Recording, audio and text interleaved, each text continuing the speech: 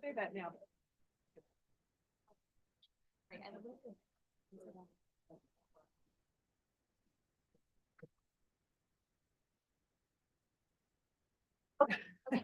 Thank you.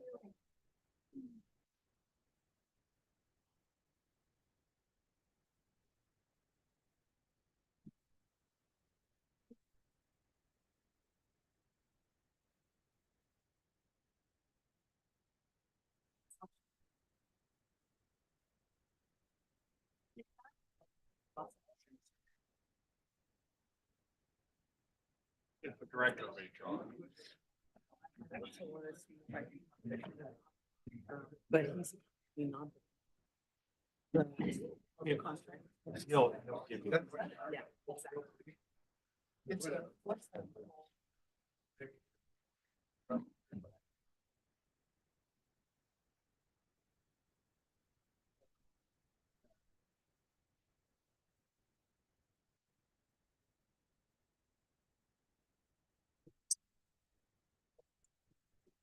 Okay. You're gonna make me.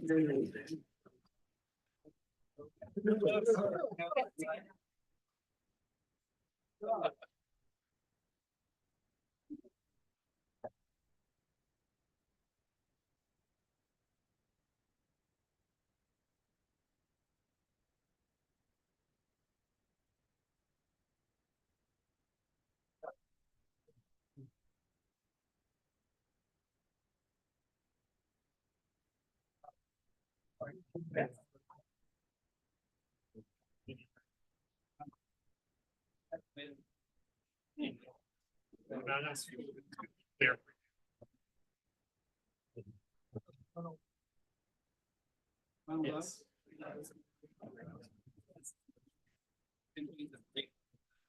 So we're waiting for a couple more regions. We went right up against time in the last discussion, so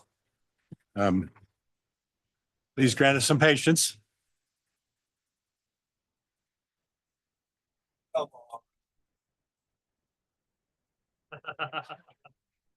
Thank you.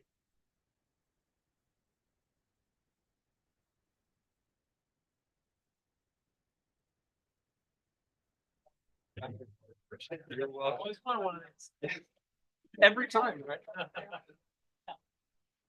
Message. That's right.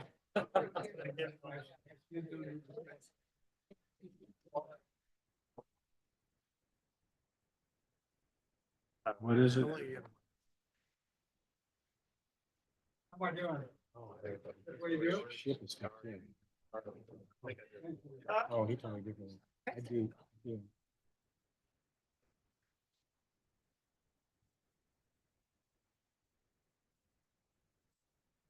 Welcome, everybody, to the May 14th Regent meeting. We appreciate you all being here. We are officially called the meeting to order. Again, welcome. So we'll begin, as always, with looking at the minutes. We're talking about both the April 16, 17 meeting and the special session we had on May 8th. So are there any comments or corrections? I would move that we approve the minutes for both meetings. That is lovely. So is there a second? I can second. Thank you. Any discussion? Hearing none, all in favor, please indicate by saying aye. Aye. Any opposed? Okay, so the minutes carry, are passed rather. So any introductions, anybody? There always is. Oh, you stood up faster.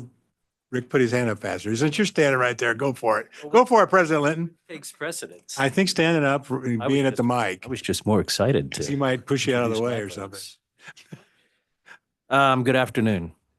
It's my pleasure to recognize some new leadership of our students in student government and also recognize our new chair of the Faculty Senate. I'll first start with student government. Brady Kappelman is currently serving as the 78th student body president at Kansas State University. Brady was born and raised in Liberal, Kansas, and is a 2022 graduate of Liberal High School. He is the son of Brock and Ashley Kappelman. He is currently a junior, majoring in marketing and professional strategic selling, and has been involved in Farmhouse Fraternity, student mobilization, sales ambassadors, and connected cats. Brady is passionate about advocating for the university he loves full well to leave K-State better than he found it. This year, he hopes to focus on initiatives related to prospective student engagement throughout the state, as well as helping to improve academic advising systems for students across all majors. He intends on graduating K-State next year to pursue a career in public service or marketing. So let's give it up for Brady. Congratulations and thanks. Would you like to say anything?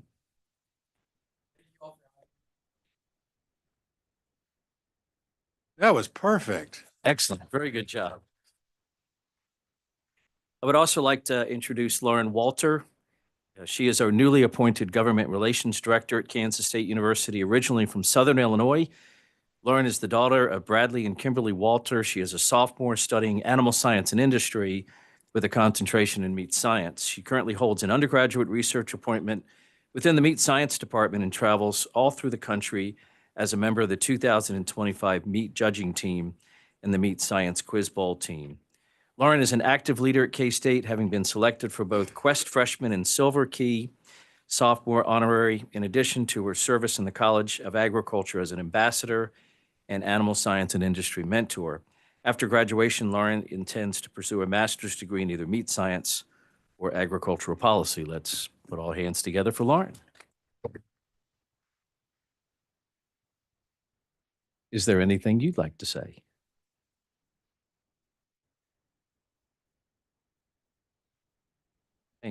Thank you. Well said.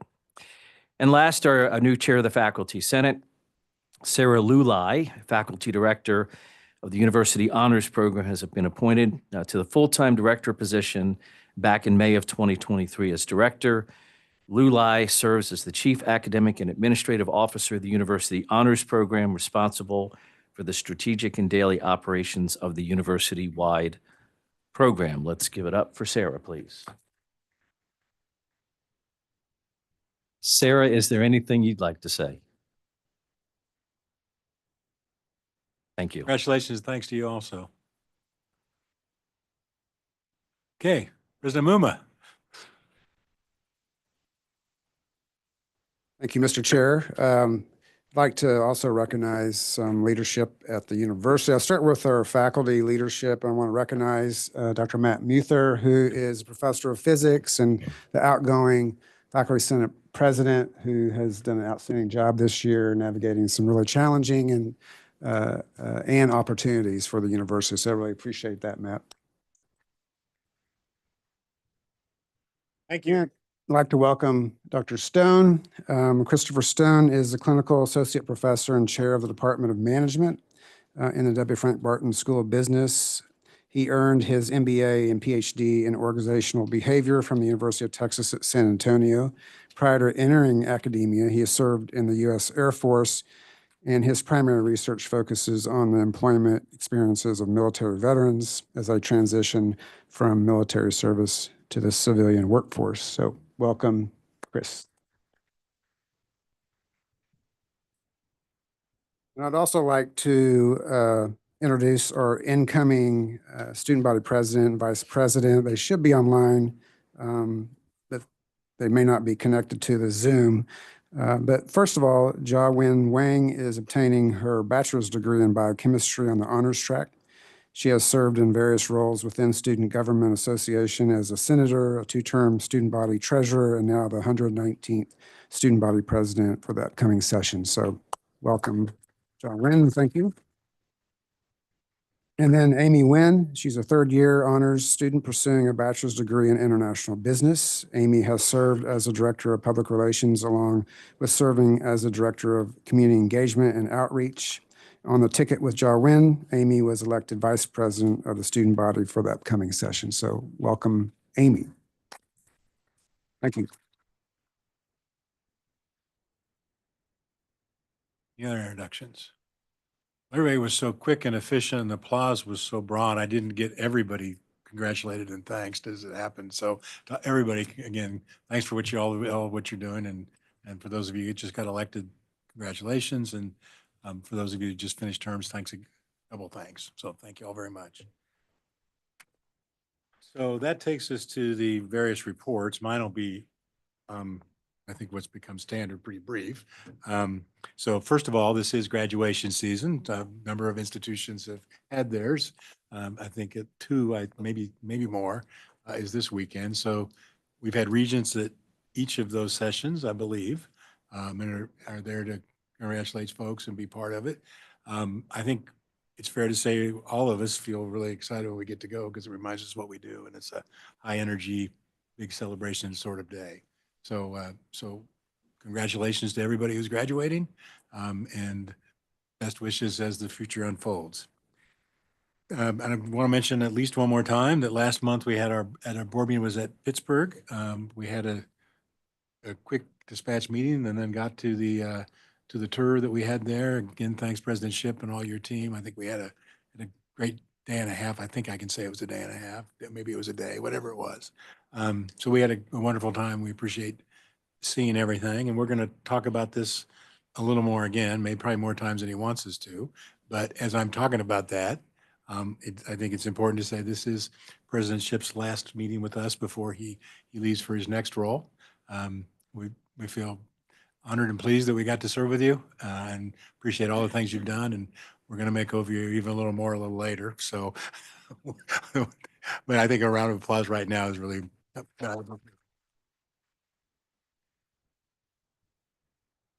Best of luck and don't forget us. And we look forward to our paths crossing in the future.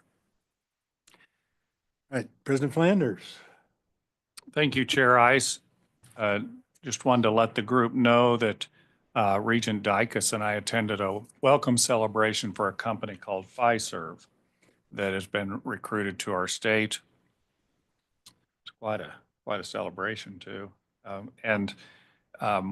They're bringing 2,000 jobs with an average wage of $100,000. And really, it's going to take the entire system, I think, to serve their employment needs, not only their needs, but the needs of companies whose staff might migrate to those jobs. And so we're really set to do that. And I want to thank Regent Dicus for helping to facilitate and lead some of those conversations with our universities and colleges. I've also been invited to attend the Kansas Hospital Association retreat and give an update on what our workforce pipeline looks like, primarily for health careers. And that labor force has really undergone quite a bit of pressure since the pandemic. And certainly many of you have nursing programs, allied health programs. And at one time, all of those were oversubscribed.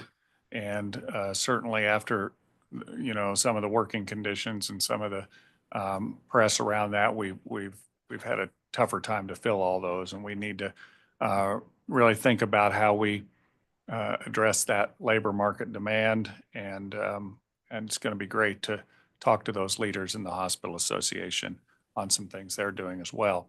And then just as an information item, many of you are already plugged into this, but we're dealing with several federal executive orders that really change the landscape of higher education, meeting with our national groups to really find out exactly what the extent of those orders are going to be. A couple of them, we have reforming accreditation to strengthen higher education was one of the executive orders that really overhauls the entire higher ed accreditation system. There's another order on transparency regarding foreign influence at American universities, and we're looking into what could be the impacts there, as I'm sure many of you are as well. So with that, that concludes my report. Thank you. Any questions? Mr. Chairman, no questions, but I do think projects like the FISERV project just truly underscore the importance of our higher education system to economic development. I have no doubt that it was a huge part of the company's decision to locate here. So thank you to President Flanders. Thank you to all of our institutions that were a part of that process and will be moving forward. But just didn't want to let that opportunity go without recognizing the role that higher education played in it. Thank you. Sir, any other questions or comments? I do want to second that. Being in the computer sciences world, I'm very excited about this quality jobs coming to Kansas. And our universities are definitely poised to be ready and go on. So congrats again. Thanks, everybody. Thanks. So Council of Faculty Senate President's report.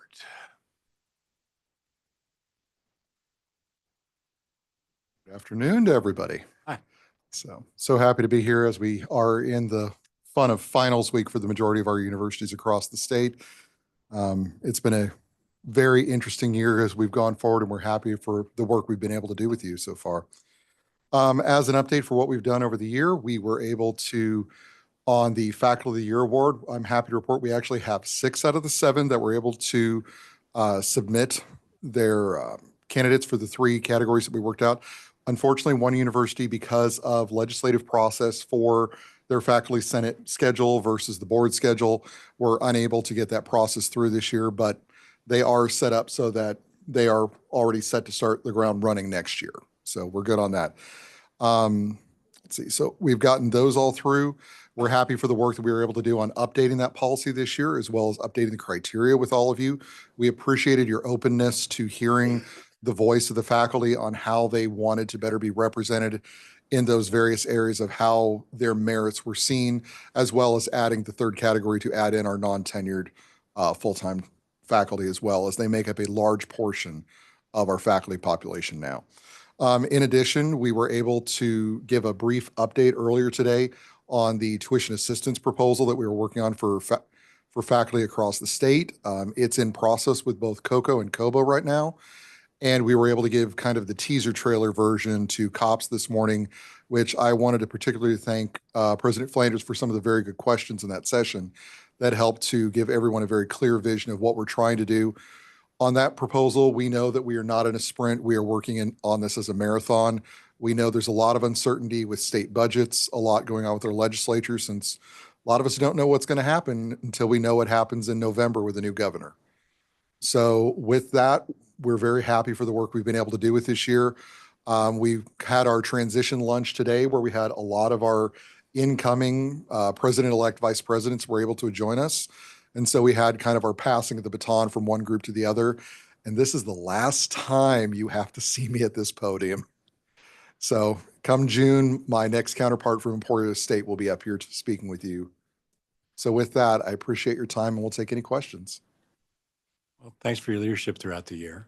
We weren't necessarily looking forward to it being the last time, but thank you, especially on the faculty awards.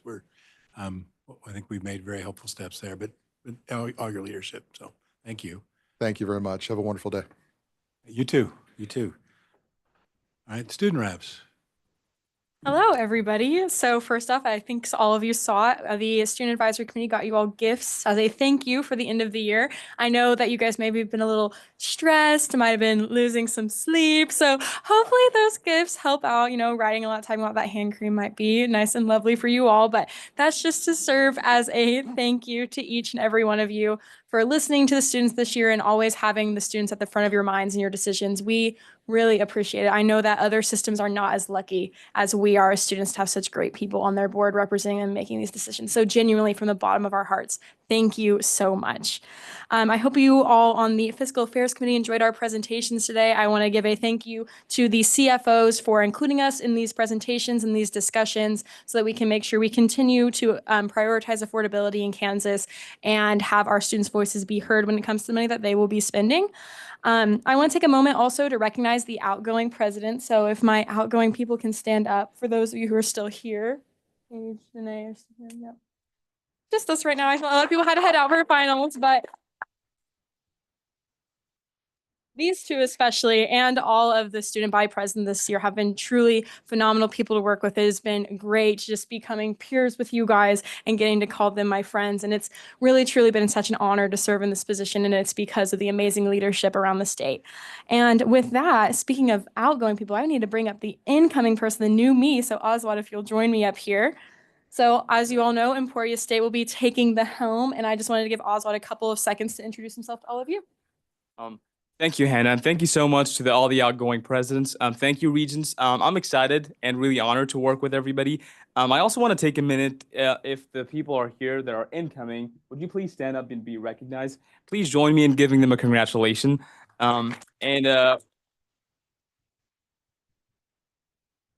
And thank you again. We did complete one of our action steps, which was to figure out a date for a retreat, which would be September 5th, hopefully contingent upon the board dates. So thank you so much, and hopefully we're looking forward to connecting with you. Thank you. Thank you. And I just want to take a little bit of a second to follow in your steps, Chair Ice, to give a shout out to Mr. Dan Ship, Dr. Dan Ship. I'm so sorry. I can't imagine Pitt State without him. And obviously he can't imagine Pitt State without me, which is why he's leaving as I graduate, right? That's pretty much how it goes. But I just want to say thank you so much for a great few years. And thank you to all of you. And this is my last report too. Oh, why am I sad? Okay, anyway, I know you guys aren't sad, but thank you so much for a great year. And does anyone have any questions for me one last time? We're a little sad in transitions, always I too. was like, oh gosh, I'm an easy crier, so this isn't hard. But Yeah, thank you for thank everything. you guys. Thank you so much.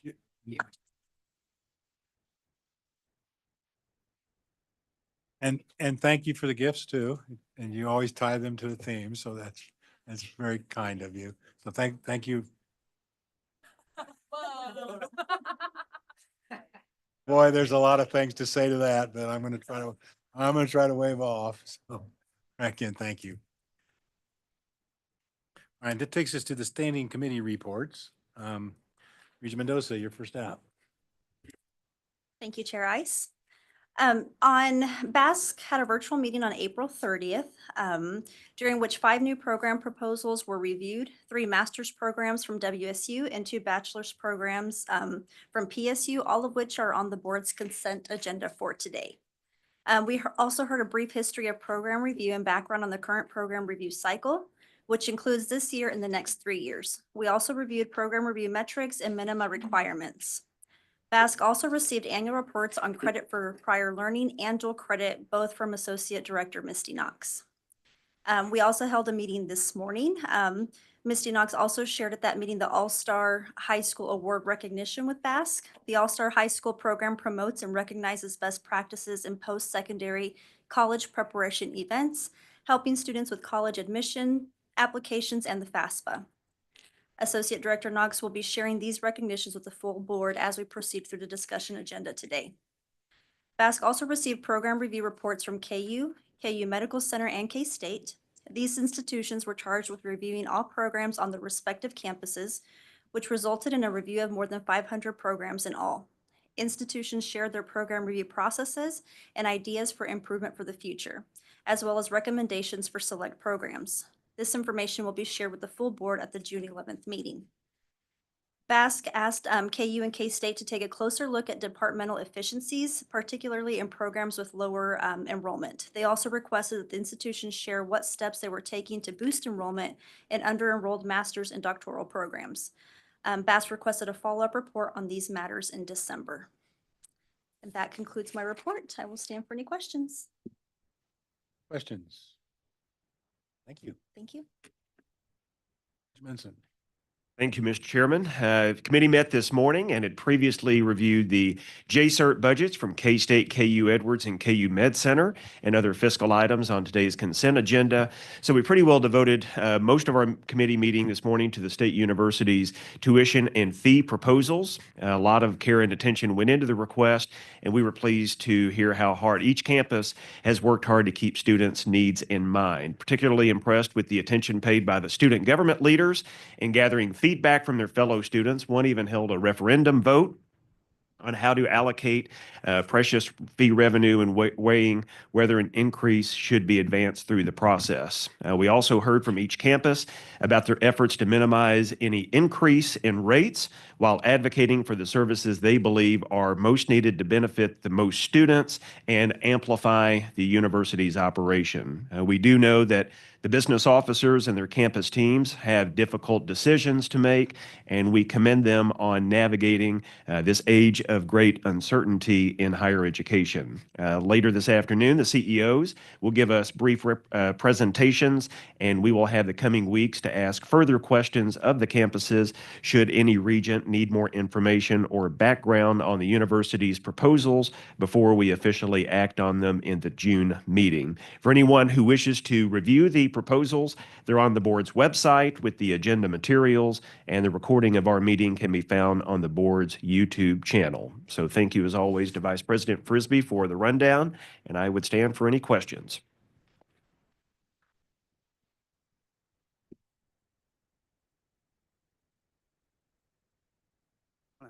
Add that I was very impressed, and seem to be impressed every year that students' recommendations come to us. They do a fantastic job working with their constituents, of looking at all of the proposals, et cetera, et cetera. And we're fortunate as decision makers to have direct input from all of it.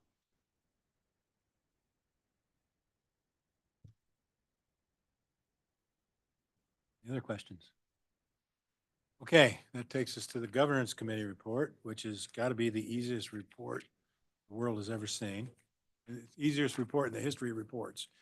We approve the minutes, and then we recess into executive session to discuss fiscal year 2026 CEO compensation. Any questions, which would be mind-boggling if there were one, but any?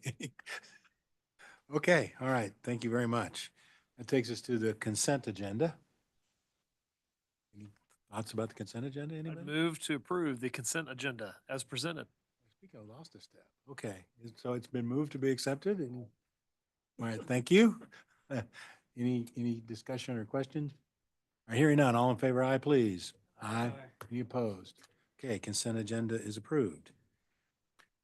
Okay, so we had a coming attraction that Misty Knox was going to come up and talk to us about the Apply Kansas All-Star High School Award winners. So she will now do so. Chair Eyes, thanks, Regents. Happy to be here. I also have some guests with me who will be joining me. So the All-Star High Schools were invited to not only attend the meeting, but also invited to the live stream today to celebrate their achievements so they can hear you on the other end of the live stream as well. As you may recall, for the 2024 All-Star High Schools, they were recognized in November when we were at Manhattan. We revised the deadlines to ensure we're able to recognize these efforts of these amazing schools within the same academic year that the programming occurs. So thank you for supporting that transition. The Building a Future strategic plan was adopted in 2020. It includes a family pillar focused on expanding access to higher education and supporting student success. One of the board's goals this year was to grow Apply Kansas and related initiatives, including the FAFSA completion efforts. These programs align with the Family Pillar's mission of offering that structured guidance during high school for those seniors as they navigate the college process or post-secondary plans. So the All-Star High School program fosters a college-going culture within the high schools. This year, we observed a significant growth in both the number of students served and the number of schools hosting the events, resulting in a more informed and supported students as they prepare for life after high school. Next slide. The All-Star High School program started in 2022. To be recognized, schools must provide these 3 events you see on your screen here, starting with the Apply Kansas event, which is typically held in October. Some of them coincide with the Apply Free Days, which was October 7th through the 9th. Others offer multiple events. Some go into November with those events. Typically, those are held, though, before December 1st. And these are events where many stakeholders are around to support those students in applying for college or their post-secondary plans, whether that's career or military. And then they then move on to the FAFSA completion events. So many of our schools collaborate with higher ed institutions to host the FAFSA completion events. These sessions are held whenever the FAFSA opens, which next year, the plan is for the FAFSA to open October 1st, fingers crossed. But they invite students and families in to receive the hands-on assistance during their FAFSA completion events. As far as the senior signing day, that can be offered typically around April, May. This is modeled after your typical athletic signing events, ceremonies, and they're offered in different capacities, whether that is a larger recognition event or a smaller event with more personalized signing opportunities. So this, next slide. There are 69 new schools this year who joined the initiative. So when we think back to our board goals, those are new schools offering the FAFSA completion events, more schools than last year. So that was exciting to see. As you can see here, for the first year, our schools are receiving the banner, 2025 All-Star High School banner, and then schools thereafter receive a sticker to place on that banner. Next slide. This page here highlights the participation rate of schools that offer the college application support through Apply Kansas. On the left side there by year, starting at 2021, 2022 year, all the way down to 24, 25. So we had started with 126 Apply Kansas high schools, and now we're up to 261. In the middle, the All-Star High Schools, we're up to 217. All-Star High Schools. So a participation rate for All-Star High School program at 83%. It's exciting. We'd love to be at 100%. Maybe one day we'll get there, but super excited to see the Apply Kansas schools then offer additional events in supporting their students through their next steps after high school. Next slide. This map illustrates the growth of the schools implementing all 3 of these impactful events for high schools. You can see just how much it's grown by the dots on the map. Next slide.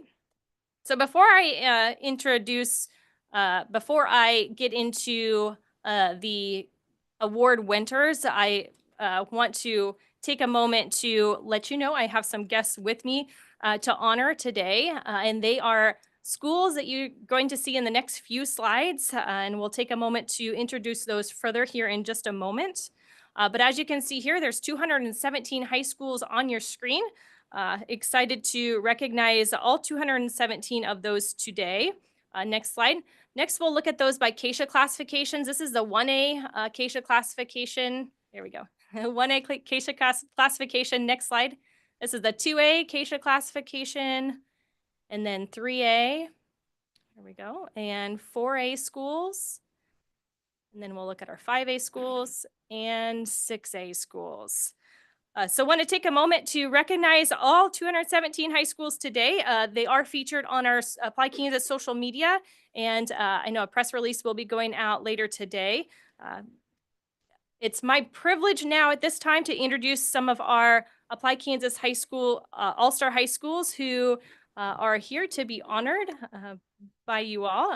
First, starting with the Highland Park High School, Miss Elena Ross. She is the college and career advocate there at Highland Park High School.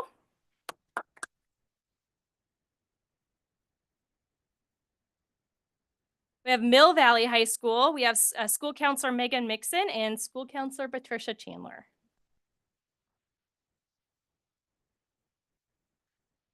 Burlington High School Superintendent, Mr. Craig Marshall.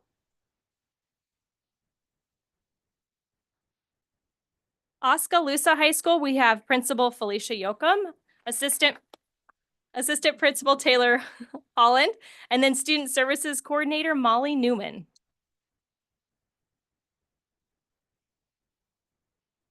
Then for Silver Lake High School, we have school counselor Sandra Liggett, Director of General Education Curriculum, Ginger Robert.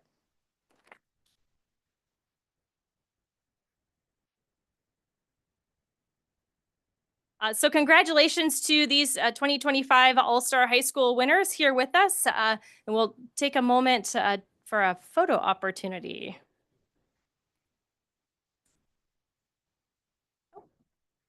Humboldt High School Superintendent Dr. Amber Wheeler. She must have snuck in. Let the record show the board was paying attention. Yes. Thank you. All right, so now we'll pause for a photo. All right, well, before we do that, congratulations to everybody that's been recognized. We appreciate you all taking time to come up and spend time with us. We think this is a very important program, and we appreciate everything you do to support it, and we're glad you're here to spend a little time with us. So we're going to actually do a double degree of difficulty here. We'll do the photos, but we'll take a break as those finish, right? And then we'll gather outside where you'll see some various materials, and we'll do another recognition for presidentship out there. And that's when he'll get a chance to say a couple things probably too. So let's do the pictures first, and then we'll take a break. I mean, it depends on how long presidentship talks, but let's suggest we'll be back about 10 after 2. Thank you.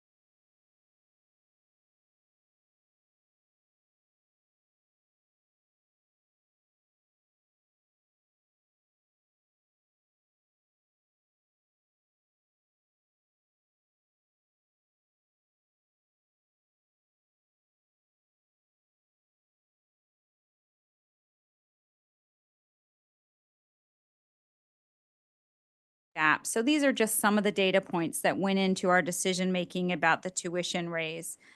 Next slide, please.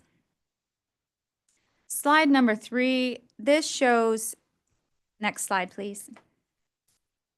Oh, thank you. Slide number 3 shows what we believe are really our critical investment areas.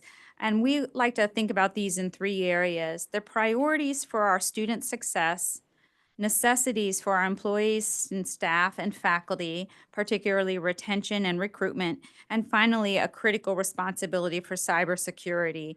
So for example, what is going to support student success? Having the Great Gorilla scholarships and that full rollout of that plan, that costs us significant budget input, and we believe it is meriting out in supporting our students for their full 4 years of their degree seeking.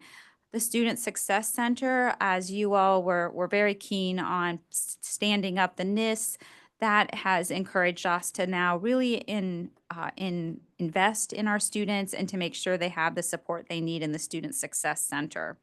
And then finally, with our faculty, we're covering the costs of some of those salary and healthcare increases, and we believe that's important to invest in our faculty and our staff and make sure that they feel fully supported as employees. And finally, our cybersecurity investments. That's just a responsibility that we're all very much aware of in these current times. Next slide, please. So slide number 4 just takes you through what we've decided for our tuition and fee increase. And I will tell you, I had the pleasure of serving with our CFO and several faculty, students, staff members from across campus to really meet on a regular basis throughout the spring semester and try to come to a decision that we all felt comfortable with, knowing, the boundaries that are on our families, trying to support their students to access education. So wanting to not overly increase our tuition, but also knowing that we do have some important investments to ensure our students' success. So we had to make some decisions. This shows you what those tuition fees and increase will be, and it's roughly a 2.4%.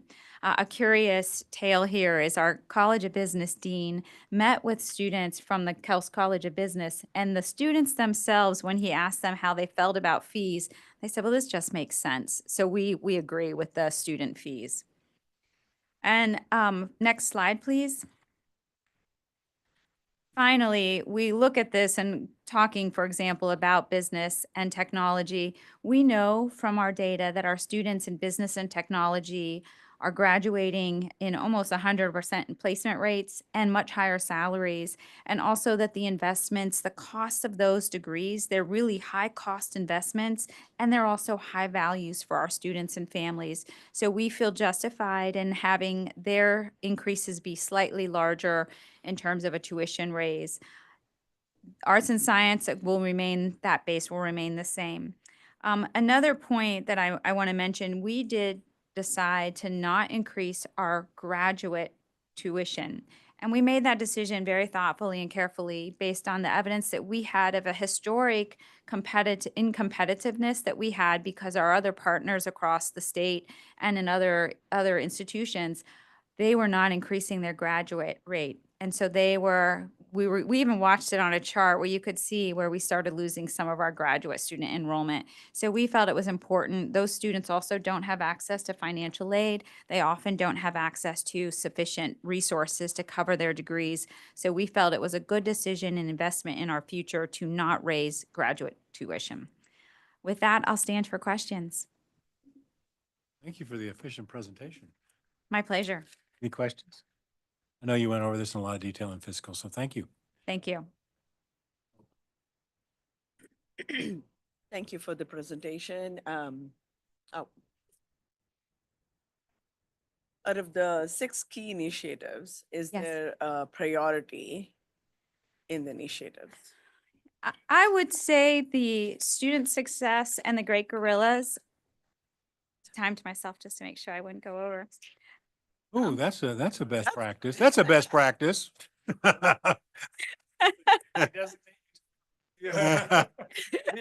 We didn't know there was 11. Well, you should have. I paid attention. So we think that the research merits out that if we don't have those Great guerrilla scholarships in place for our students. They're coming with too much uncertainty to be successful. So that is definitely one of our high priorities. And then the Student Success Center is our other one because we are actually seeing the impact on retention rates and students feeling supported. We're not naive to the fact that we have an increasingly fragile population coming to us without the supports that they need to be successful. So we feel that we have to wrap those students with those supports. Thank you.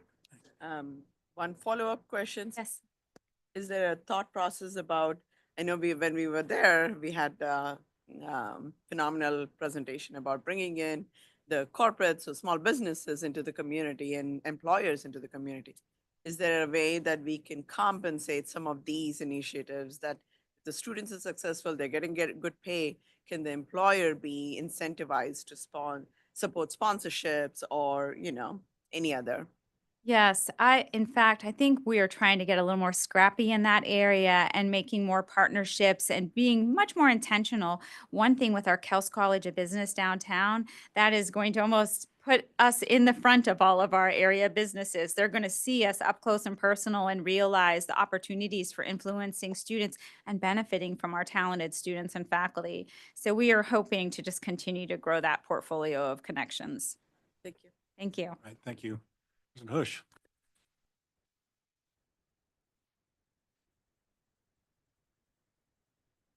Good afternoon, everyone. Board, thank you.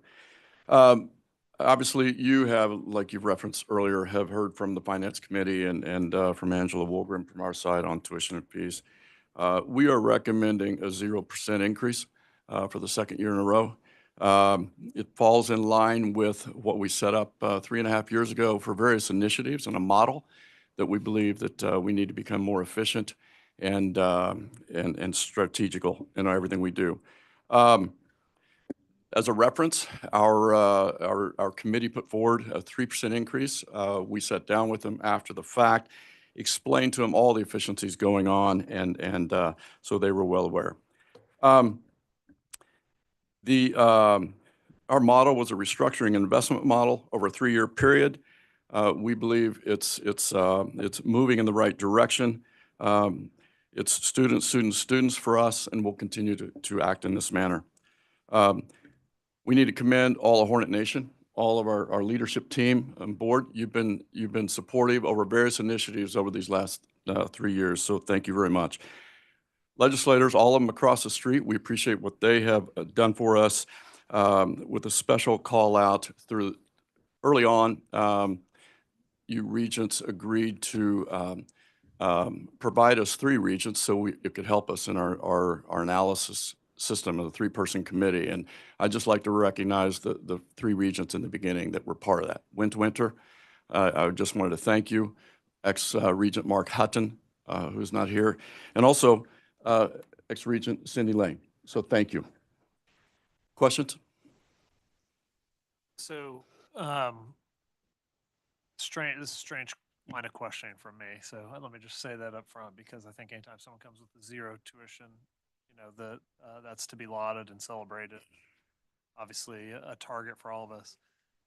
Over my 6 years on the board, I've seen a little bit of jerkiness when we try and hold it flat for too long, where then we have to come with a bigger increase later.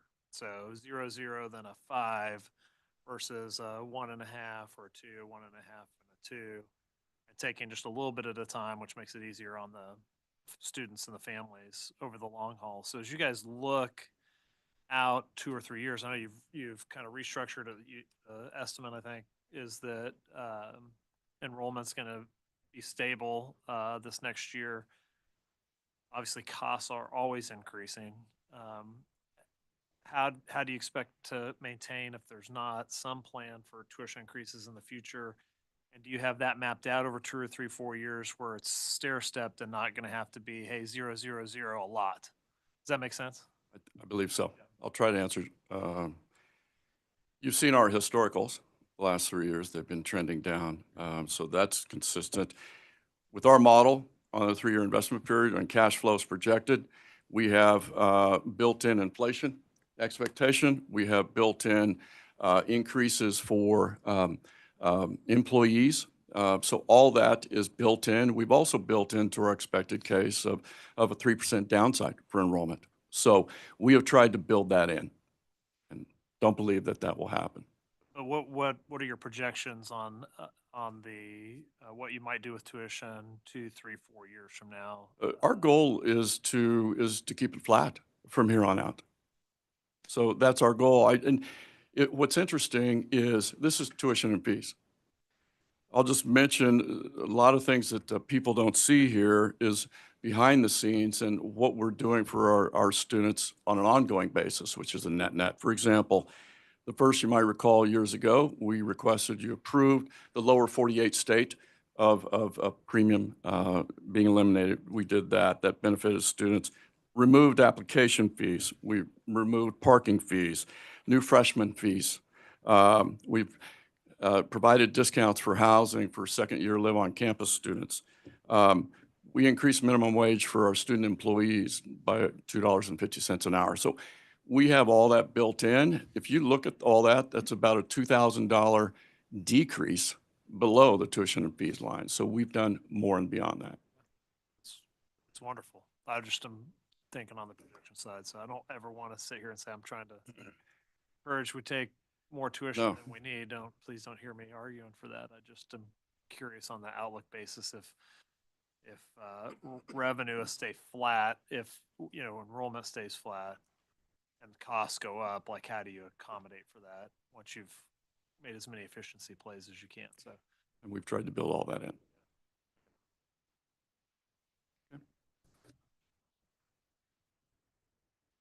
Thank you.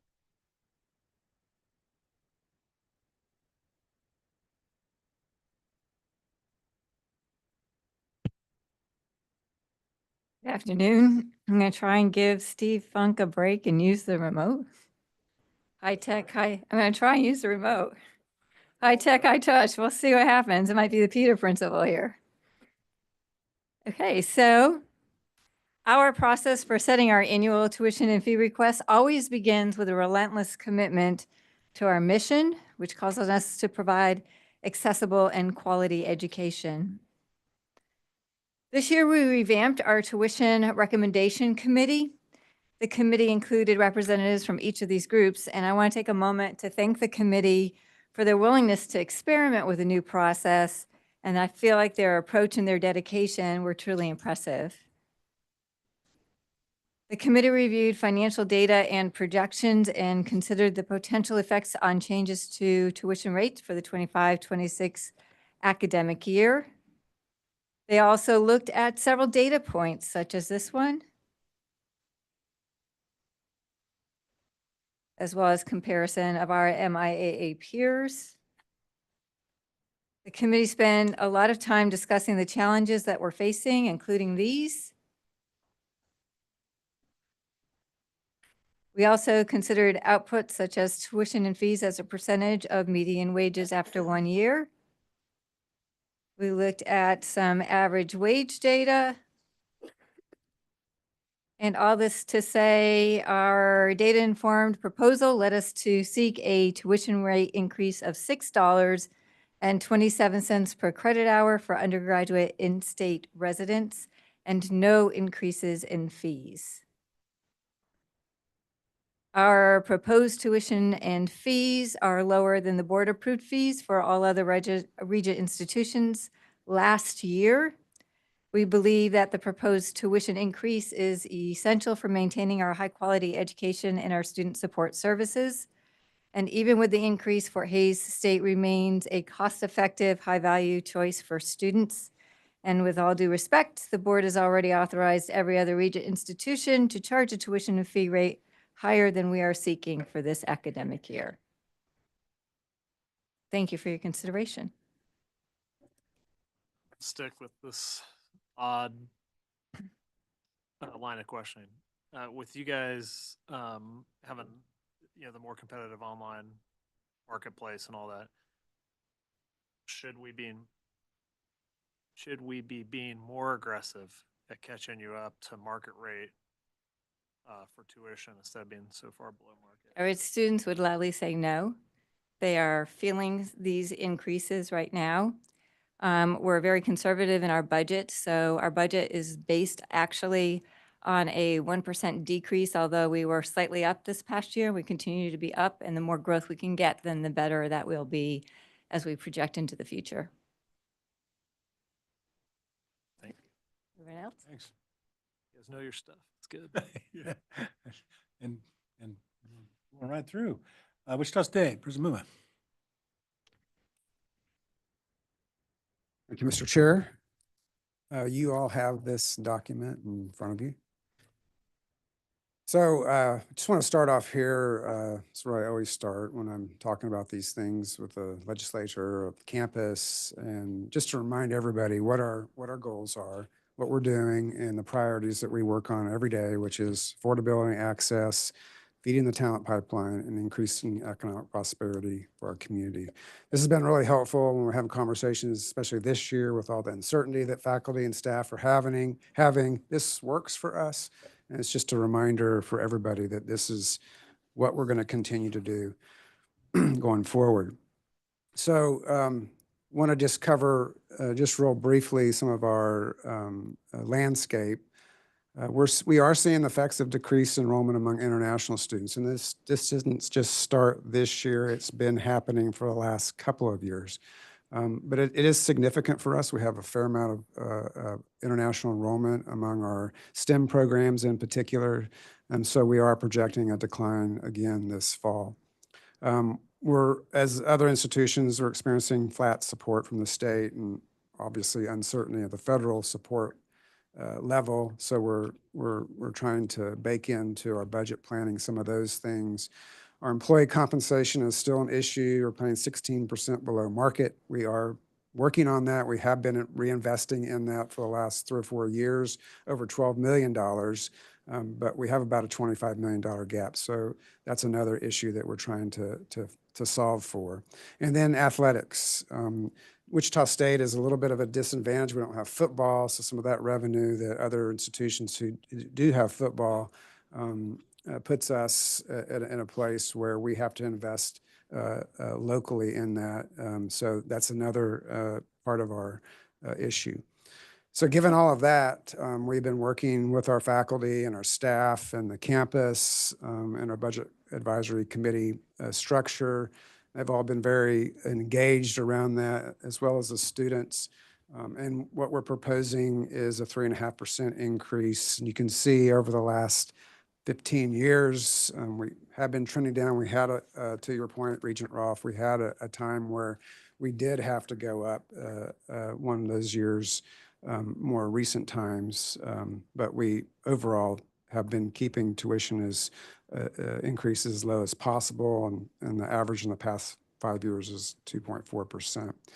We are not asking for any increases in our mandatory fees, students' fees, student support services, campus infrastructure, technology, none of that. No increase in college fees, program fees.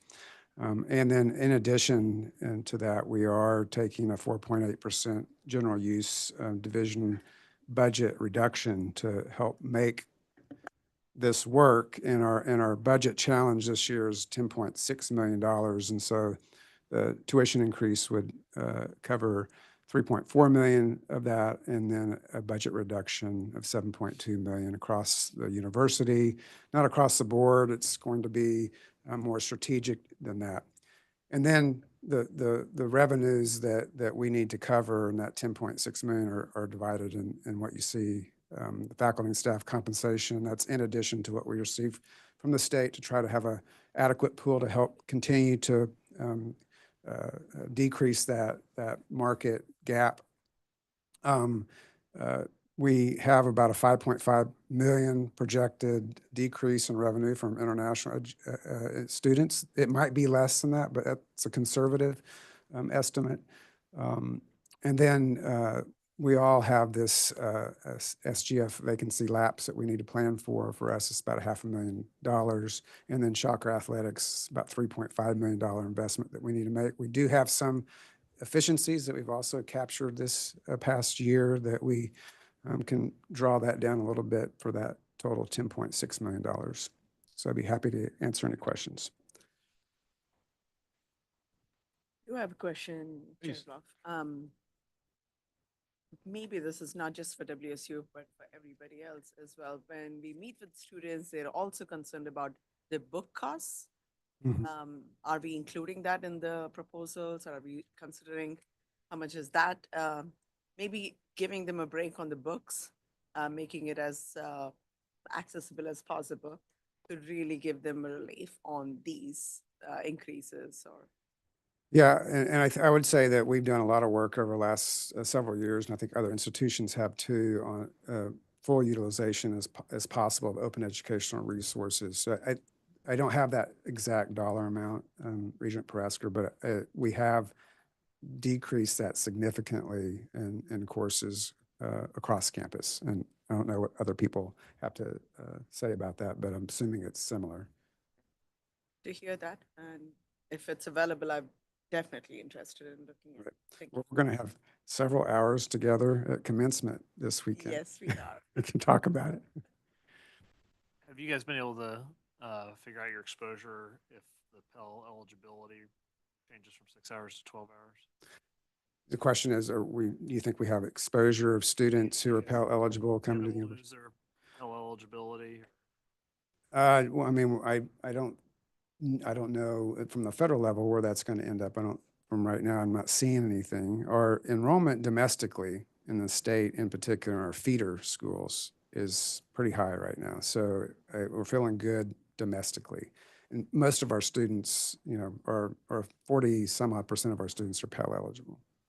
Yeah, that's why I said it'd be one. I think it's going to be in the reconciliation bills talk. So I would think you'd have the most exposure of anybody. So. But that could get people to go from 6 hours to 12 too. So Yeah. It's hard to know. Well, and a lot of uncertainty about that budget planning process and what the House is going to do versus the Senate. So, You have a magic 8-ball. yeah, I have this guy who works for me, Andy Schlapp, who he tends to be able to get the answers to those questions. So I'll let you know. Regent Ice. Sorry, Trice. I did have one quick question for you, President Muma, and it's just for everybody. I was just curious on your OER. So when the courses are listed in the course schedule, does it designate so the students know what courses have open educational resources available?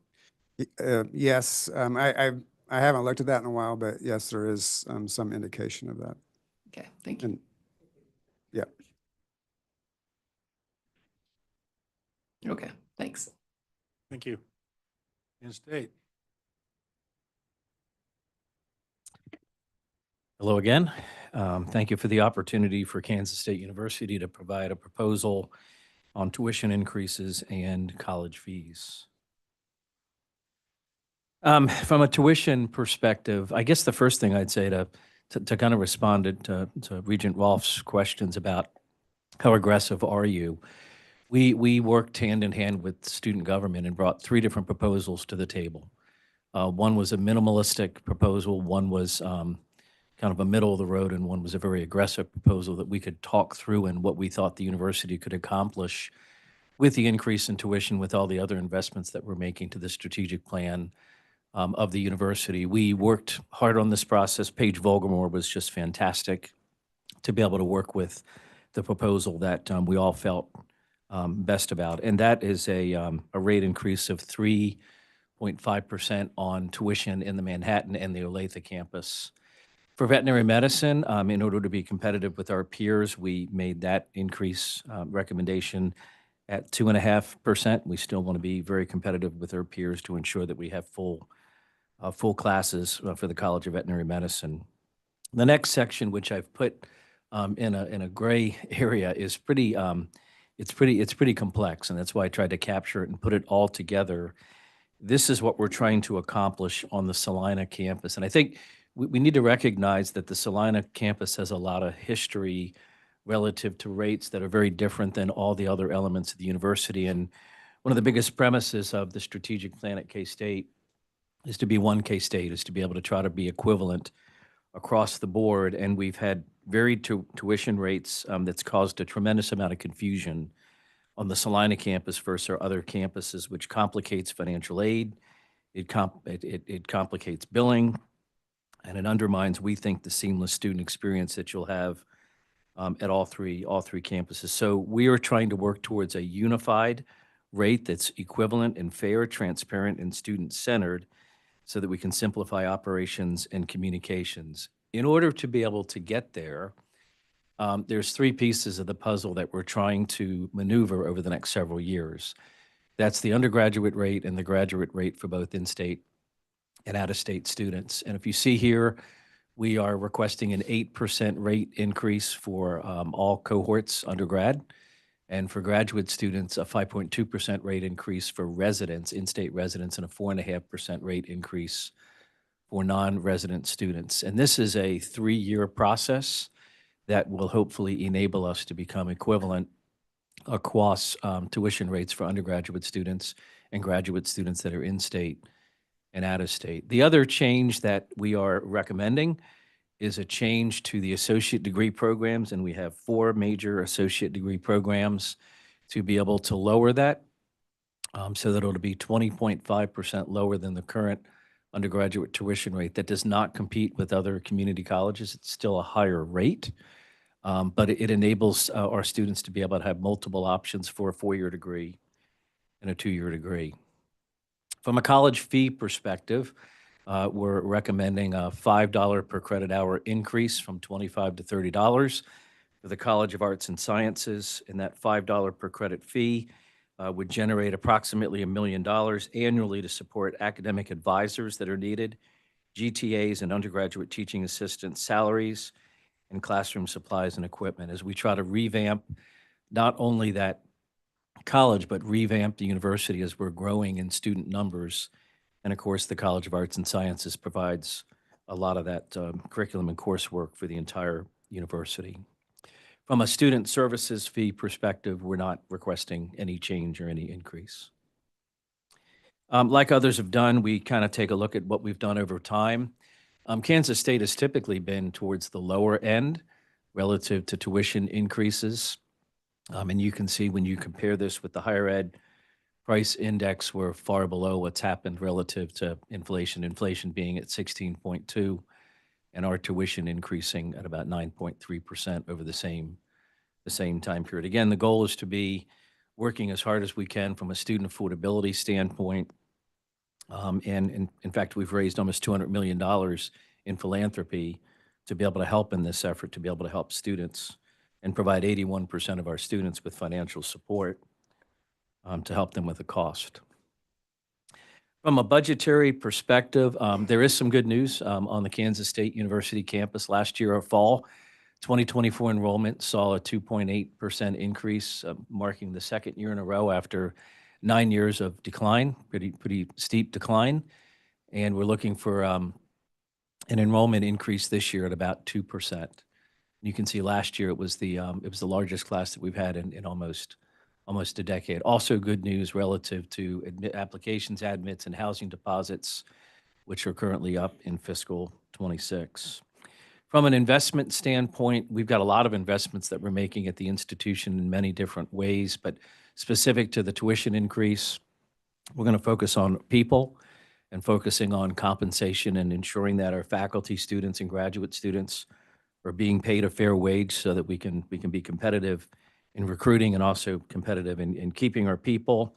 And we have a 3 to 5 year plan which looks at really 3 things: inflationary increases, market increases, and performance-based increases. From a student success standpoint, 2 of the things that we're focusing on is digital accessibility enhancements, as well as classroom renovations. We've got a classroom renovation project which looks to be able to renovate classrooms across 71 different classrooms over the next several years, and then other operational costs as they increase over time as well.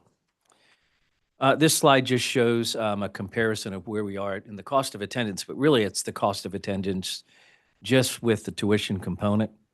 And if you take a look at our peer and aspirational land-grant universities that are in our strategic plan, and we also added KU as well to this comparison, you can see that we're about middle of the road relative to the cost of tuition to attend Kansas State University. I think if you take the total cost of attendance we moved to the right a little bit because Manhattan, Kansas is more affordable than some of these other cities where the other land-grant universities are located. That's the proposal from Kansas State. Any questions? Questions? Okay. Thank you. Thank you. Appreciate it.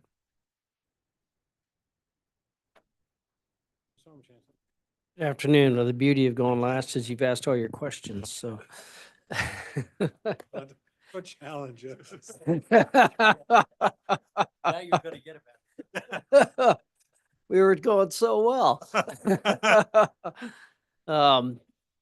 As you've heard really from my colleagues, there's a lot that goes into these conversations and considerations as we think about how we meet all our missions, meet the needs of the state, and remain as accessible and affordable as possible. And it is certainly a challenge, as you've heard, across the board. And we continue to do that. And as you also heard, it's important that we remain competitive with our peers, particularly in this environment of downward pressure on enrollments, that the competitiveness is going to continue to be super important. And you can see, I think, as with us, that I think we've all worked very hard about that, around that. But you've also heard pretty consistently that we've got some major challenges around salary and wages for our people. That's pretty consistent across the board at our institutions. And those demands actually far outstrip any conversation we're having about tuition or anything else, quite honestly. So a lot of work's going to have to go in and is going in on all our parts to help meet that salary component that we have to over the next couple of years, but it's not going to come through tuition. It just can't really fund it at that level. And a few things that we in that effort to be affordable, we've been flat 4 of the last 6 years. We've had a 0% increase 4 of the last 6 years. And when you think about, and we've also been flat in state, in reality, we've all had some success at one-time dollars from the state for a number of initiatives, which has been outstanding, but the base has been flat.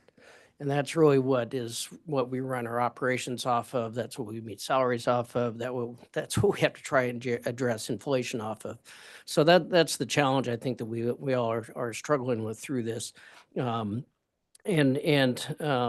certainly the inflationary component of that, particularly in the last handful of years, it slowed down a little bit. I think it's going to be 2.4% or thereabouts for this year, but it's been much higher than that the last couple of years. Coming out of this legislative session, it's actually not that common that we know what our budget is when we have this conversation. So it's kind of nice to actually know what that is. But again, base funding is flat. From the state, we lost some of our funding for the Success Playbook. That work is ongoing, even if the funding isn't. Certainly some of the IT and cybersecurity, that work is ongoing, even if the funding was withdrawn this go around.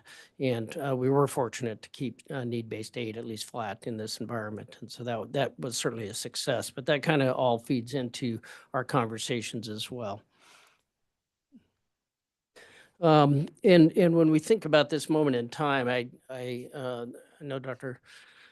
Linton and Muma would agree that we don't entirely even know what our environment is right now, particularly for the research universities with what's happening across the research funding agencies federally.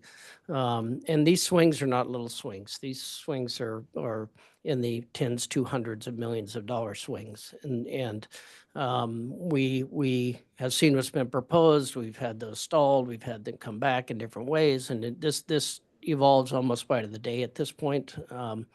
I don't think Rich talked about it, but in our case, certainly this is in the tens of millions at this point for us. We don't know where it's going to end. And so that also creates another element of difficulty in planning where we're headed in the year ahead. So certainly trying to keep a little bit of flexibility around that, we hope, as we kind of weather through this uncertainty. We are certainly seeing a little bit of softening on out-of-state enrollment, potentially on applications, and we all know international enrollment's going to be a challenge for us. Like we just talked about, with what's happening in the visa environment, we are projecting about somewhere around a 15% reduction in international enrollments nationally. So we'll see how that actually plays out. As I said, we really do need to find solutions for the pay piece of that, and that's kind of foremost in our minds as we go into the next couple of years to try to address that for our faculty and staff. But of course, we have to maintain our infrastructure as we've worked very closely with all of you on that to do so. And then just, we also really in this environment don't know what kind of pressure we're going to have on our cost side, whether that's in construction or even basic goods. Just big unknowns out there around all of that. So doing our best with very cloudy crystal balls, we try to come together with proposals and like everybody else, work closely with a committee that includes is predominantly students actually to work through and have a discussion around that. And out of that has come this proposal, which I'll run through quickly, but happy to take any questions. But basically is a 3% increase for our undergraduate and non-resident graduates, and then a 5% increase for our resident graduates, law school and pharmacy. And there are some details around some individual fees we try and go through each of our programs every 5+ years. We don't always do it every 5 years, and try and do a reset both on what's going on competitively and what the costs are for delivering those individual programs, some of which have very specific costs associated with them. And on the second page, I think the bottom one is the most dramatic one, which is around our nurse anesthesia program, where the cost of delivering that program has gone up dramatically. But it's also very competitive to get into, and thankfully also provides a very solid living for those graduates. That's really where we are with our proposal. That still keeps us middle of the pack, if you will, from where we were last year in red to where we are this proposed year in red will keep us mid-pack. Most of these comparisons are to people's last year's rates, not this coming year's rates. So we anticipate it'll kind of keep us mid-range within our peers, which we will try and strive to continue to maintain that level. And with that, I stand for questions. I'm not challenging you. Any questions? So when you guys are dialing it in, how do you land at a 3 instead of a 3.5? You know, it's always the pressure of how low can you go, quite honestly, and meet what you need to do. This doesn't meet what you need to do. This partially meets what we need to do. And then we know we're going to have to make up like the others. We're going to have to make it on efficiencies, effectiveness, and other cost savings. And it's just there's no magic to it, really. It's you know, we would love a 6%, but that's just not practical, I think, in this environment. How do you process having essentially 2 years in a row being oversubscribed? I mean, would that not tell you could be a little more aggressive on price? You know, I think, to be blunt, we're just now walking into the enrollment cliff. I think the next 2 years are going to answer that question for us all. You know, we've been in the state of Kansas, we've actually still been increasing until this year. And other parts of the country have already started to drop, but most of it hasn't. We're going to see it. The big drop starts this year. So I think we feel like we need to try and be as competitive as we can be in this moment in time and see how it plays out. I think we all kind of feel that way. My question is, Chancellor, how are we lower than University of Missouri, Columbia? It's a fair question, given that they actually have better state support than we do. So we run better. How's that? You could do better. We have a more effective system. Chair Ice. Yes. Sorry, I have one question that it might not be completely related to the budget, but on the federal grants where they're proposing a 15% indirect cost, I guess, where do you think they'll land and what kind of financial effect will that have? Because it seems like it would be huge. The financial impact would be staggering, just federally across the board. As a comparison, our current rate is about 51%. So you would drop that to 15%. You can kind of do the math. I don't think it's going to end up there. I think, in fact, even in the reconciliation budget, they've already moved that to around 30.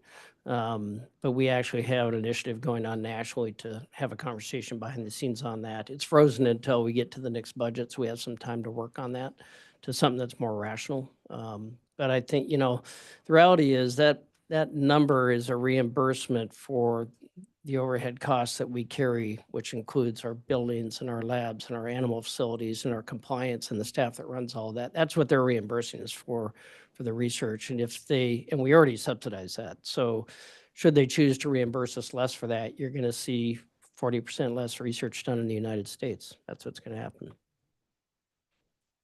Thank you. Who's winner? Answer on the topic of tuition and I thought I was going to get easy going last time. Did ask.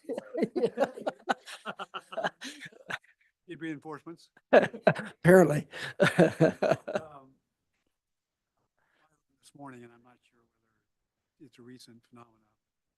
Texas is done with tuition for families and AGI under $100,000. Can you explain that and talk to us a little bit about that as an example of competition out there in terms of tuition, what we're fighting?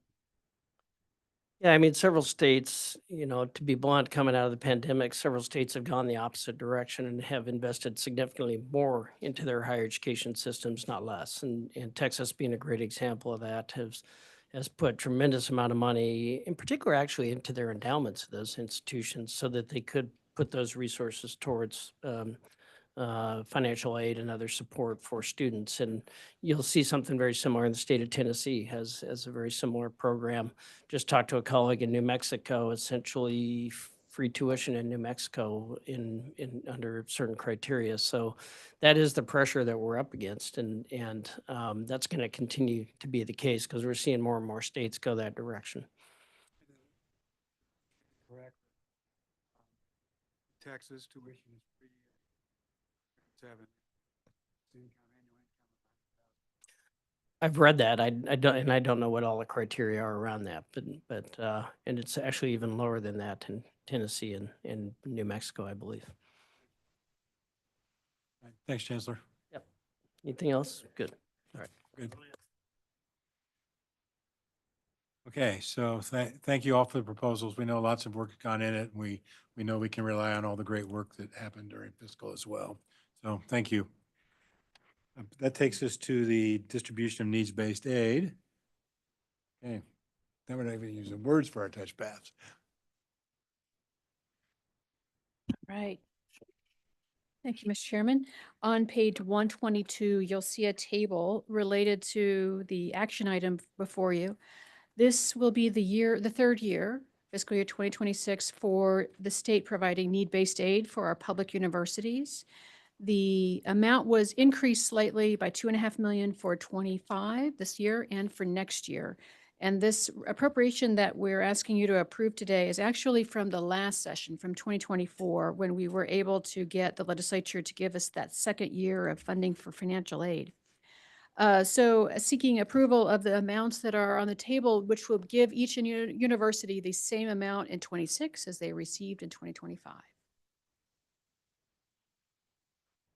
Move to approve. Okay. All right. I don't know why I'm surprised, but I am. Okay, any further discussion with the motion and second? I think it seems very prudent that it's the same. So all in favor, aye, and we get by aye, please? Aye. Any opposed? Okay, all right, thank you very much. All right. And then lastly, my item for you, starting on page 123, basically relates to what I refer to as extra government paperwork. So we got 2 provisos attached to 2 line items in our budget for fiscal year 2026 that relate only to the 19 community colleges. There are a myriad of appropriations in our budget that go out to the 2-year schools, but 2 in particular, the College Business and Industry and Apprenticeship Act and the Student Success Funding for the 2-year colleges got additional language attached to the appropriation that will require the colleges to certify to us so that then President Flanders can certify to accounts and reports that each college has 6 months or less cash on hand. All that to say, we're going through a process of developing a certification form, and the timeline is there on the bottom of page 124 that would outline for the schools how we'll go about this process of having them confirm, and eventually we'll certify through their audited financial data next winter, but asking the schools to go ahead and pre-certify in some fashion before we get that audit information so that we can give them the money where we feel most confident that they will meet that threshold. Happy to answer any questions if I'm able to. Questions, anyone? Okay. Could you I- add something then? Yes, Yeah, I just founders. make a quick add.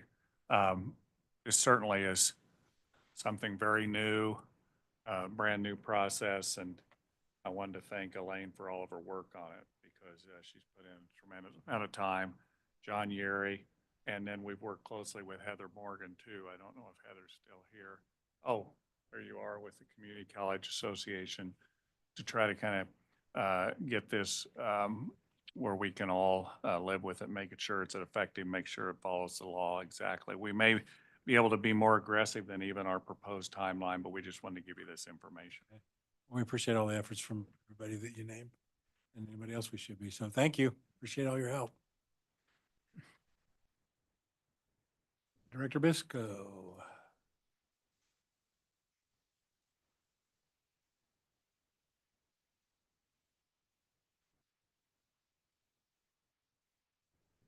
Thank you, Chair Ice. Discussion item number 4 can be found on pages 126 through 135 of the board book today. And this is a request to act on the approval of the university's FY 2027 capital improvement requests and 5-year plans. The board's first read was at the April meeting in Pittsburgh, and all of the approved amendments from the April meeting have been incorporated into the materials the board has received for reference today. Just as a quick highlight, the universities are projecting potential expenditures totaling approximately $732 million for FY 2027. And this includes projects that already have available funding, as well as projects that may be completed if funding is secured. And the graphs on page 128 illustrate the expenditures per university for FY 27, as well as the anticipated funding sources. And then looking out at the overall 5-year plans, there are a total of 163 projects identified. The majority, about 2/3, are remodels, renovations, building system renewal and replacements and demolition projects. The other third are new construction and replacement facilities. And so the staff recommendation is for approval of the FY 2027 capital improvement requests and 5-year plans as shown in the board materials. And the approved plans would be submitted to the Division of the Budget by July 1st. Questions or comments? Mr. Chair, if there are no questions, I would move for approval. Second. All right, moved and seconded. Thank you. One more chance for questions or discussion. Okay, hearing none, all in favor, aye, please. Aye. Any opposed? Okay. And moving on, discussion item number 5 on page 136 is a request to revise the FY 2026 allocation of the Kansas Campus Restoration Act funds.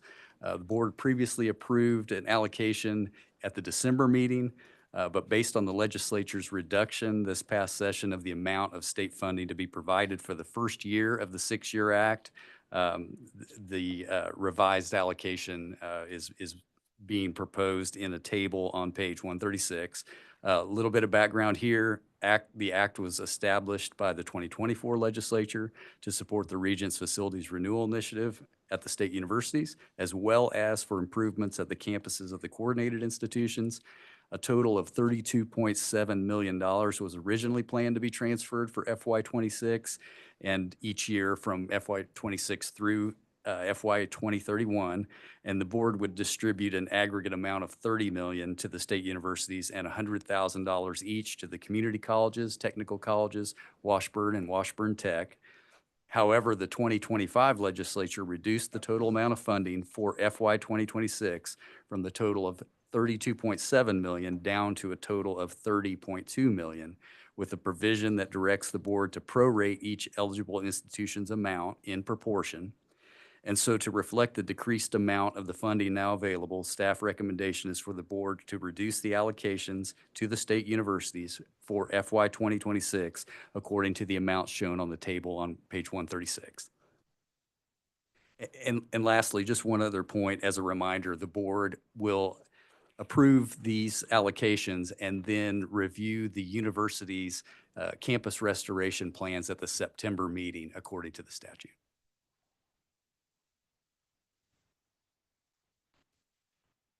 Questions?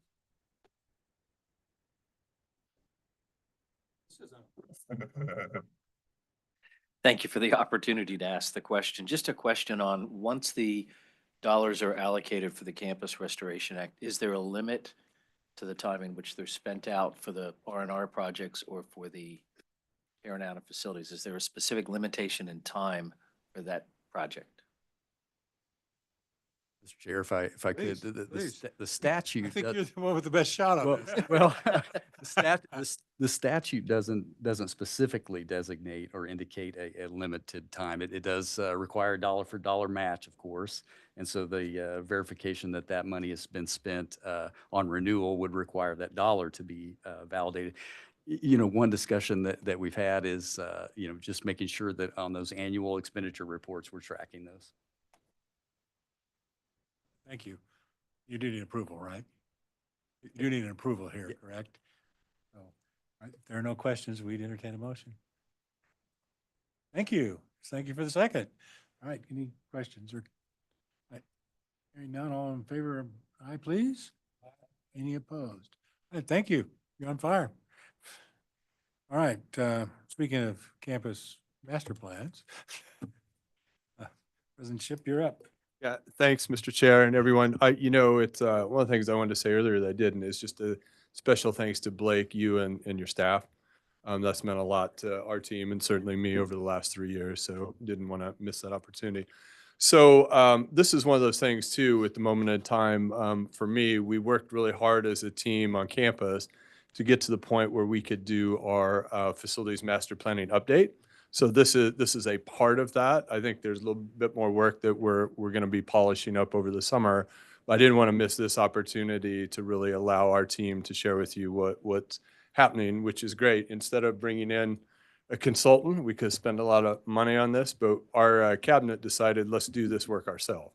And so really want to thank Doug Ball and our leadership team. We created 7 different groups to really review all of our facilities on campus and come forward with a series of refreshes to the master plan. So I'd ask Doug Ball if he wouldn't join me, and this is a hot handoff with a little more time. Yeah, So, Doug, yeah. You surveyed the field before you passed. We do have a presentation that kind of outlines the key elements of the master plan. I think we're working on bringing up possibly. Okay. You do have a hard copy in front of you though, so you can certainly follow there. So page 2 describes that process that Dan described, the 7 sub-teams that we created around different facility types and different facility objectives. But the key focus of the internal process we developed was really about ensuring extremely deep connectivity between the facility master plan and the other planning efforts that go on along campus. So the strategic plan, as well as the academic and research and enrollment plans that are taking place. Page 3 highlights just a visual summary of all of the big elements in the plan, the key renovations, additions, and demolitions. But it's far easier to look at those on a more individualized basis. So let's just highlight a few of the bigger, more impactful projects. The next page describes the downtown campus. You'll be familiar with these projects to some degree, but just as a reminder, Block 22 was our initial path downtown, and the projects on the master plan expand that for the College of Business facility that's going downtown, as well as the Best Hotel facility renovation that's providing both student housing and the Center for Reading facility. Block 22 was an instrumental instigator, a trigger to development in our community, and we fully expect the broader Guerrilla Rising facilities downtown to do even more of that. One of those hopes is that it'll trigger development of those transportation corridors between the downtown campus and the just over mile path to the main campus that'll make it more convenient and easier and safer to walk, bike, or ride amongst those different locations. How long a walk would that be? Depends how fast you walk, I guess. Oh, okay. 20 to 30. At the average 2.2. Yeah, 20 to 30, maybe. Moving on, the main campus has some key elements as well. A couple of big ones that illustrate that connectivity across our different planning efforts are a science lab renovation project. That's on the 5-year plan that you just approved, and you'll be seeing the program statement very shortly for that program. But it is a significant renovation of 2 of our key science buildings on campus to raise the quality and the capabilities of those labs. In addition, there's a new facility on the main campus envisioned in the master plan. It's the diesel heavy equipment and hybrid electric vehicle lab that will be in addition to our College of Technology and help us grow the job creation that's available through those important programs. And then we also envision a dining reimagination, some upgrades to our dining opportunities to improve the student experience on campus. All 3 of those weave throughout all of those planning efforts I mentioned before. They're mentioned explicitly in the strategic plan, in the academic program plan, in the enrollment management plan, and in the research plan. And so this campus master plan is integrated with those efforts to ensure we can achieve them over time. Speaking of research, the next page focuses on the research portion of our campus and some important projects happening there. The Prove Out facility that you previously approved, an extension to our Tyler Research Center, will add some important capabilities there. The KBI facility, the Pittsburgh Regional Crime Center and Laboratory, is also an important part of that component. While that's a KBI-led project, it also provides important connections back to some of our academic programs that provide growth opportunities for us. And then finally, right between those 2 facilities is an important example of the impact that these kinds of investments make. The Eagle Pitcher manufacturing facility that's bringing jobs and economic development to Pittsburgh, happening right between those 2 facilities and directly as a result of the activity that takes place in the research site next door. Moving on. Perfect. Moving on to athletic facilities, right? Athletic facilities will have some upgrades that are part of the master plan as well. Those are highlighted by the new outdoor track complex that you approved just last month. That facility will not only provide better facilities for our national championship level track teams, but also the opportunity to do even more significant events on campus that bring significant economic development and economic activity to Pittsburgh. There also will be updates to our soccer complex, right? Our soccer pitch is new as of a year ago. So we've got some additions to that complex, both for our intercollegiate athletic use, but also for community use as well. And then smaller but important upgrades to our other athletic facilities as well. Moving on to demolition. Demolition is an important part of the plan. And I would say here's where the plan was really developed deeply based upon the space utilization and facility condition data that the board's programs and the university's efforts over recent years have really built up to a much more significant level. And so based on an analysis of that data and an understanding of that data, we've really developed a 3-phased demolition plan that will help both drive further improvements to space utilization, but also will be the ending step in those efforts across campus to use our spaces more effectively and more efficiently. Phase 1, the first 2 buildings, Shirk and Shirk Annex, will come down later this month. The second phase, Kels and the former Student Health Center, are about a year to a year and a half out from being able to come down. And then a third phase, we're just getting started on the planning of. That'll be a little bit more difficult challenge. They involve Whitesett and Hartman Halls. Those are 2 large and very core buildings on our campus, but we identified them as key to the demolition plan because they both are not used very efficiently today, and secondly, have significant maintenance issues that need addressed. And while I don't currently believe we'll take down either of those buildings in their entirety, we believe there are at least partial demolition opportunities available at those buildings. And through our more detailed planning effort, perhaps we'll get aggressive and find a way to take one or both of them down in its entirety. Some of those demolitions create other opportunities on campus as well. The Kels demolition, which is in the far kind of upper left-hand part of that map, it's that yellow building labeled 15, right? When that Kels building comes down, that's going to create a significant new green space right at one of the primary entrances to our campus. And so our master plan envisions not only green space there, but the opportunity for some sort of iconic signage that will really announce the entrance to campus in a much more robust way than exists today. We're also excited about some private development that's literally right across the street. That triangle-shaped property that's shown on the far left-hand side of that map has long been a bit of an eyesore on campus, directly across from our front door, so to speak. We're extremely excited about some private ownership who has taken ownership of that property and is planning some redevelopment of that space. At a minimum, it will be an improved neighbor for the campus, but there are some opportunities for some direct campus integration of that space that we're talking about and exploring into the future.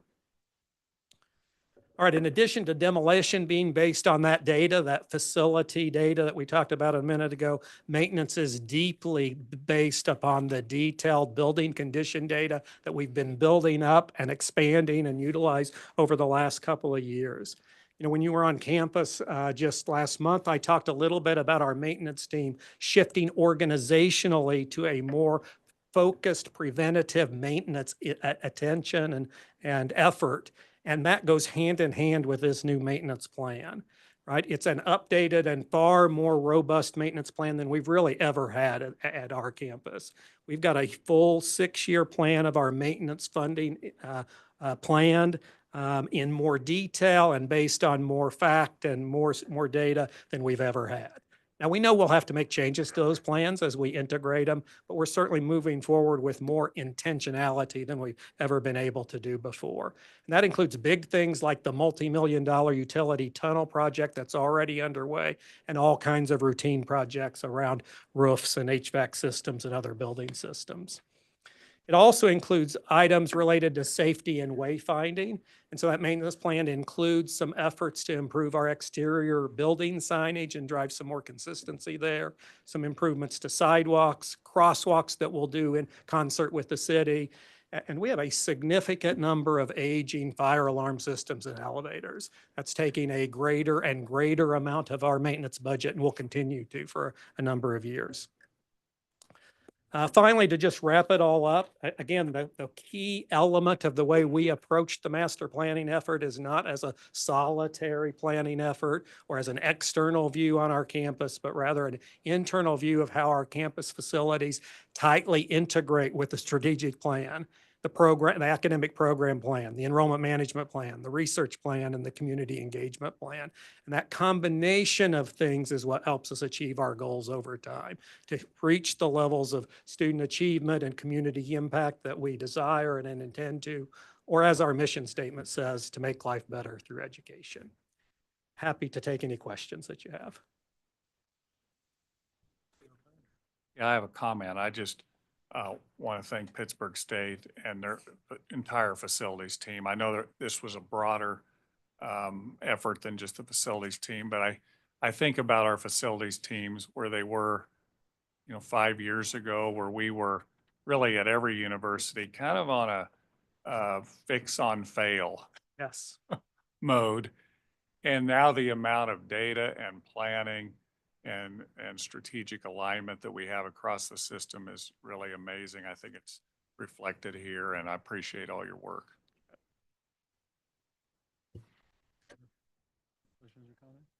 I echo, appreciate all the work, especially the integration into the broader plan. I think that's really important. So thank you very much. President Shipp, you're still on. You got a naming request. You wanted No to- hot you hand wanted to off. wait till this meeting for. Right, I know. You have me. This is a lot of fun, actually, to recognize somebody really special to Gorilla Nation. So let me read through this. On behalf of Pittsburgh State University, I'll be seeking your approval to name our Center for Sustainability within the Overman Student Center the James R. Triplett Center for Sustainability. Per board policy, this action does require your approval. A little bit about Jim. Jim dedicated a lifetime to every natural resource and conservation-related activity he could find, and his legacy will last generations, according to those who learned from him, worked with him, and were inspired by him. His connections to Pittsburgh State began as a student in 1962 and continued for decades as a professor and then chair of the biology department. Dr. Triplett helped to launch the university's new Students for Sustainability organization and create the state's first Bachelor of Integrated Studies in Sustainability, Society, and Resource Management. He lobbied hard for the new degree, advocating that it would put graduates in a position to help solve some of the nation's most difficult and important problems. Dr. Triplett has provided leadership that has led to the campus adopting a tobacco-free policy. We were the first university in the state to do so. Jim led that work. He also served externally on various committees, councils, and commissions related to conservation activity. He was also instrumental in forming the Southeast Kansas Recycling Center in Pittsburgh and served as its president for many years. It really is an honor to seek your approval of this special naming opportunity to recognize the distinguished career of Dr. Jim Triplett and the legacy he leaves behind at Pittsburgh State University. It would be an honor to have Dr. Triplett's name connected to the center. Thank you in advance for your consideration of this request. Thank you. Our motion? Mr. Chair, as I was honored to know Jim Triplett and have a tremendous amount of respect for him and what he did for our community, I would love to make that motion. I was hoping you would get to do that, so that's you. excellent. Is there a second? Second. We'll do a third too. Okay. Well, thank you for the second. I recognize you too, Regent Wolfmore. So any discussion? All right, hearing none, all in favor, aye, please. Aye. Aye. So that was fun. Yeah. Okay, that takes us to the moment that we elect leadership for the 26th year. John and I transitioned from our roles as chair and vice chair at the end of June. So traditionally at this meeting, then we considered who the next chair and vice chair would be. So I would ask if there a motion.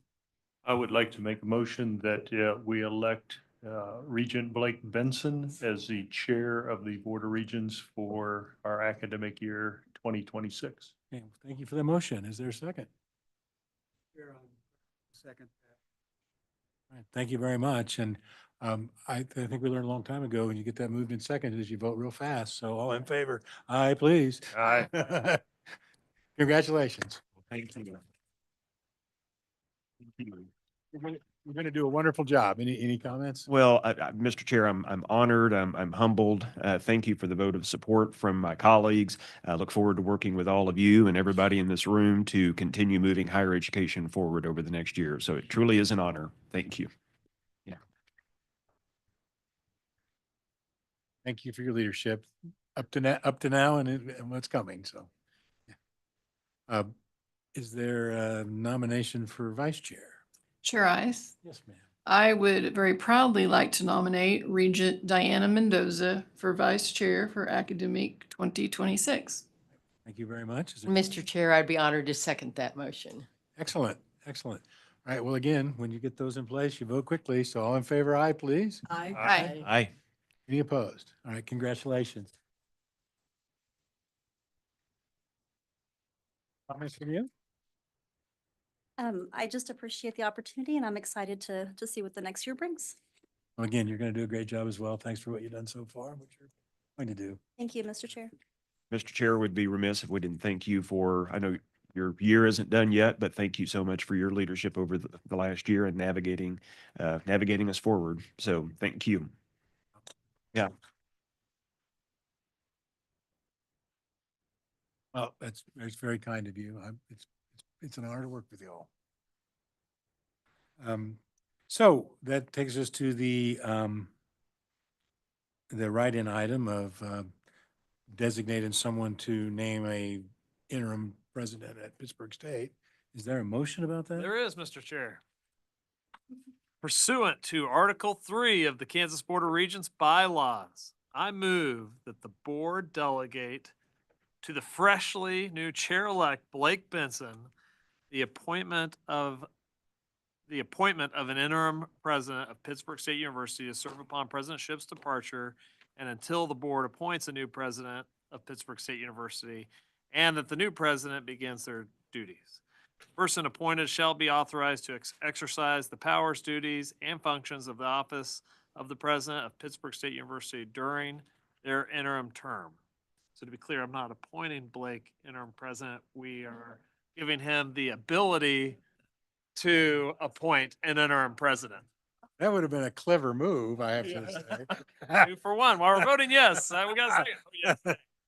So Okay, everybody got the motion? All right, is there a second? Thank you very much. Any discussion? All right, well, we appreciate you being willing to do this. So all in favor, aye, please? Aye. Any opposed? All right, you have that delegation. We look forward to, and if any of us can help, let us know for sure.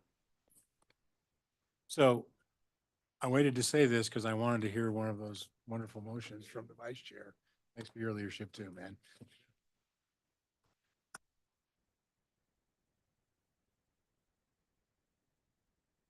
All right, speaking of such things, is there a motion for executive session?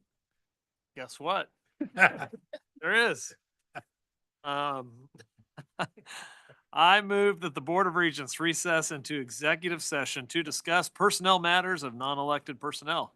The subject of this executive session is a regular annual CEO evaluation, preparation for one or more CEO evaluations, and discussion of a personnel matter. And the purpose is to protect the privacy of the individual board employees involved.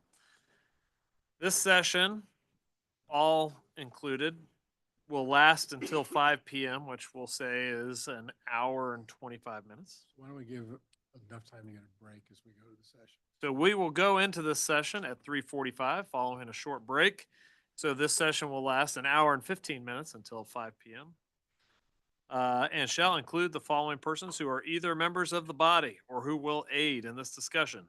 Members of the Kansas Board of Regents, President and CEO Blake Flanders, for portion. General Counsel John Yeary, for portion. President Richard Muma, for portion. And President Dan Ship, for portion. The open meeting of the board shall resume at 5 p.m.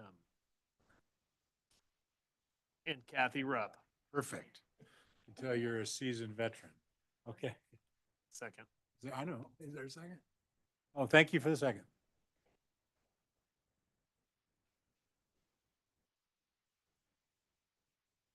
Okay. All right. Been moved and seconded. All in favor, aye, please. Aye. Any opposed?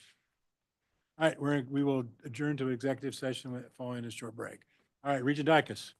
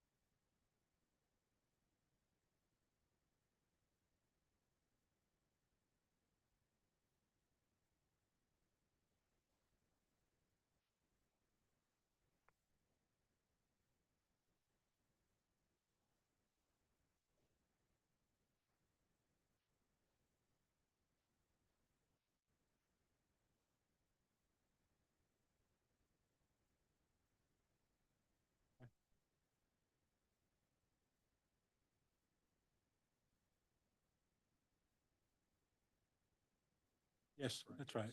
Oh, yes, that's right. That's right.